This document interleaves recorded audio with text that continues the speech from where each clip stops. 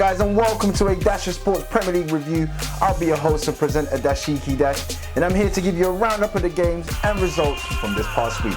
And don't forget to like, comment and subscribe, and make sure that you lock into this week's episode of the main show itself, a Dash of Sports, where I'll be talking about all things sports related, hot topics and trending stories. But in the meantime, let's get into these games. So welcome to a Dash of Sports Premier League review, game week 8, and yet again another brilliant week of football, especially before the international break. International break. Actually, do you know what? Normally I would be like, I don't want an international break, but being an Arsenal fan, I'm welcoming it right now. Well, with that being said, I'm going to jump straight into the games from this past week, starting off with Sunday's games. Arsenal versus Aston Villa, which was the late kickoff on Sunday evening and the last Premier League game to be played before the international break. And now, look at the difference a whole week makes in the world of football. Like, last week, Arsenal was celebrating their 1-0 victory against Manchester United. Also, their first win away from home to a top 6 side since, 2015? So they were sitting on cloud 9, high, sky high. And then a whole week later, they come crashing back down, losing 3-0 to Aston Villa at home at the Emirates.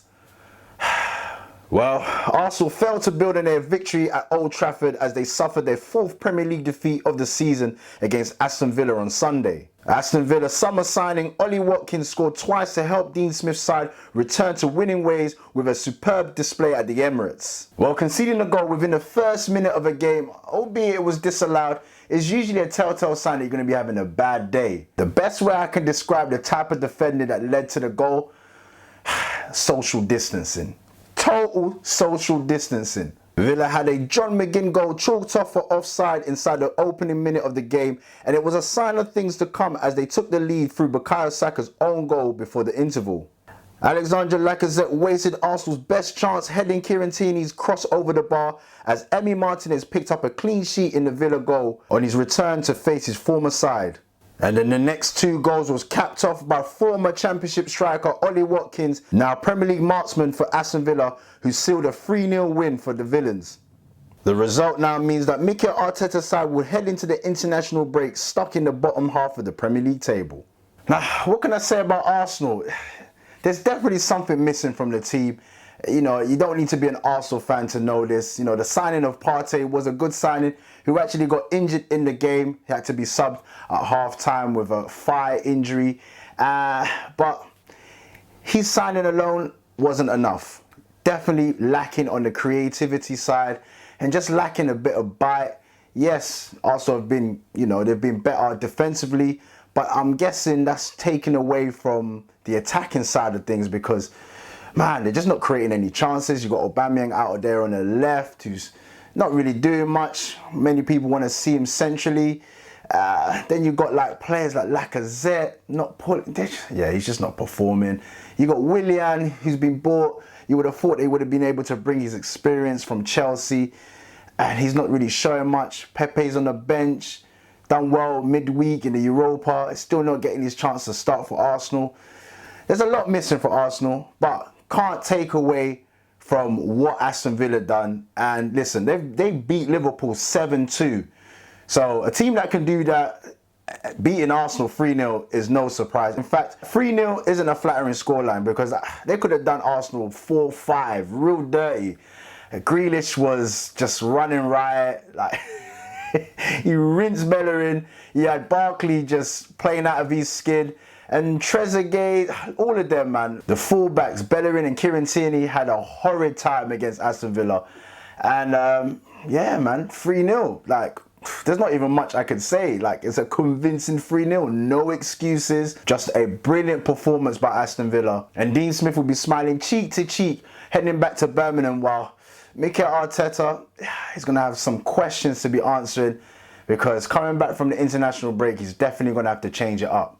And now looking back on the Super Sunday game of the day, Manchester City versus Liverpool. And I really thought Liverpool was going to take this game, like, especially the way Klopp was showing his intent by playing Mane, Salah, Firmino and Jota. I thought, right, he's after their necks.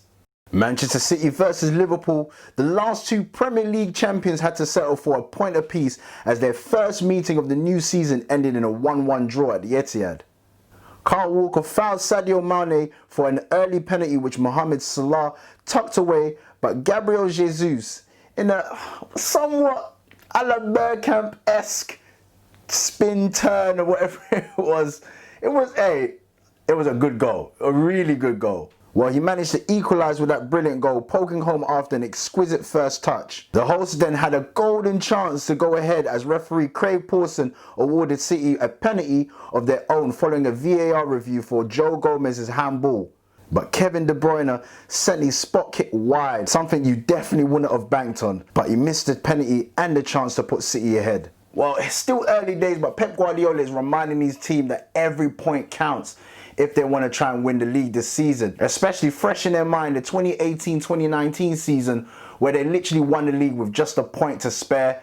And then you're thinking to yourself, last season, man, Liverpool just run riot and ran away with the league. So every point does count. Well, all in all, that result means that Klopp's men will go into the international break in third place, still 5 points clear of Manchester City. Well, as well as dropping points, there was further bad news for all Liverpool fans and England fans included, as it was announced that Trent Alexander-Arnold will be ruled out for the England international with a calf injury. Jurgen Klopp had confirmed after the game that Trent Alexander-Arnold would miss England's upcoming matches after suffering an injury during Liverpool's draw at Manchester City. Alexander-Arnold had to be replaced midway through the second half of the Sunday's 1-1 Premier League clash at the Etihad, which is now something that, both managers, Klopp and Pep, who have raised their concerns in regards to the amount of games that the players have been playing since the beginning of the season. And also, if you think about it, from the back end of last season, which is now causing injuries. We're finding a lot of players are getting muscular injuries. And the fact that the Premier League opted against having 5 subs has now raised more questions. You got the likes of Pep after the game was saying, the Premier League, they feel like they're special because every other league seemed to have the 5 subs still going on and the Premier League opted to remain with the 3 subs. Now, can the 5 subs help with the injuries? It seemed to help in the back end of last season, so I'm surprised. We were all surprised that they didn't continue with it. But at the same time, the Premier League love to keep their brand special. They want it, their way and not copy other leagues. So now the repercussions are that the Premier League is getting more injuries. So it's a fine balance. I get it. Teams should be fully equipped in regards to their players. They've got big squads nowadays. But at the same time, we want to see the best players on the pitches playing. So yeah, you got to weigh it up. You really have to weigh it up. Many are hoping that the Premier League will be able to revise the decision and, reverse it and bring it back to the 5 subs.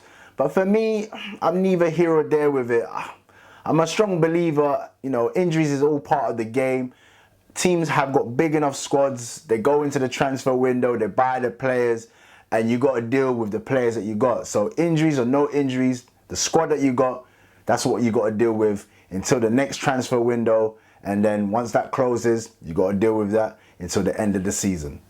And then moving on to the current league leaders, Leicester, who beat Wolves 1-0 in a win that resulted into the former Premier League champions currently sitting above the rest in the Premier League. Can I just suggest that now that game week 8 is done and dusted and we're in an international break, that the top spot gets thoroughly sanitized?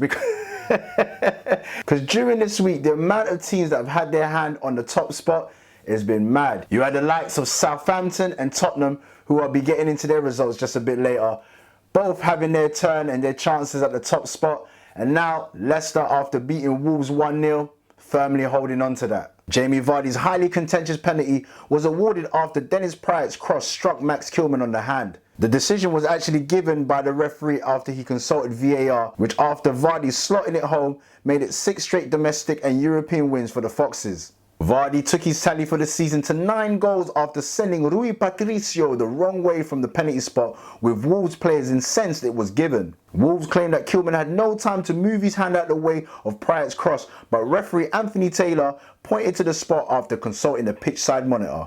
It was a tough game for Leicester. They didn't have it all their way. In fact, they had another penalty that Patricio saved with his leg, but apart from that, 1-0 Vardy scoring, hey, that's their usual formula, innit? Against Arsenal 1-0, now against Wolves 1-0. 3 points either way, they're happy with that. And now they're sitting high in first place in the Premier League table. Now looking back at the first match and the early kickoff of Sunday afternoon, West Brom versus Tottenham Hotspur. And as I mentioned, it's Leicester who are currently sitting at the top spot at the moment. But Tottenham did occupy that spot as Premier League leaders, only for a few hours at least, after striking late to down West Brom, beating them 1-0. Harry Kane headed home Matt Doherty's pinpoint cross with just 2 minutes of the 90 remaining at the Hawthorns on Sunday, which has them currently 1 point behind Leicester in the Premier League. Tottenham are now unbeaten in the last 7 games in the Premier League, leading to hopes that Jose Mourinho's side could mount a genuine title challenge this season. The heartbroken Baggies, meanwhile, are still searching for their first win since promotion, picking up just 3 points from their first 8 matches, which has now created rumblings over the future of manager Slaven Bilic. And now looking on back on Saturday's round of games, starting off with the late kickoff of the day, West Ham versus Fulham as the Hammers emerged with all 3 points at the end of a dramatic London derby. West Ham did not open the scoring until the first minute of stoppage time when Thomas Soucek swept home from substitute Said Benrahma's pass with what looked certain to be the decisive goal. However, Fulham were awarded a late penalty at the other end, only for Ademola Lookman's attempt at a Panenka spot kick to be saved by Lucas Fabianski. Look, man. What was you thinking? What was you doing? Last second of the game, like literally, the last kick of the game, all you need to do is just strike your foot through the ball and you got it in. And the Panenka as well, like, look, I get it. You want to try and do a little cheeky Panenka, but come on, man, at least give it some oomph. Man, all I'm just saying, like, literally, please don't, like, don't get at me, but he needs to be investigated. Some type of investigation needs to go on, because there's certain things like this you got to kind of question. You'd be like, why would you take the penalty like that? All I'm just saying is, I feel sorry for all the bettors, the gamblers that were out there, maybe betting for a 1-1 draw, a score draw, and then to see an absolutely disgraceful and unprofessional penalty kick taken. Man, I don't even know what Scott Parker would have been saying. What do you say? Like, because he knows he messed up. Like, even the West Ham players were consoling him after the game, but man, I would have been looking at him thinking, you cheeky bugger, you really tried to take the, you know. But hey, that's what you get for trying to show out and show off. Now, you remember what I was saying about Crystal Palace last week? They're so indifferent, losing to Wolves 2-0. But what a better way to respond this week by beating Leeds 4-1. The Eagles scored 3 times in an entertaining first half, with Scott Dan grabbing the opener when heading home an Eberici Eze corner.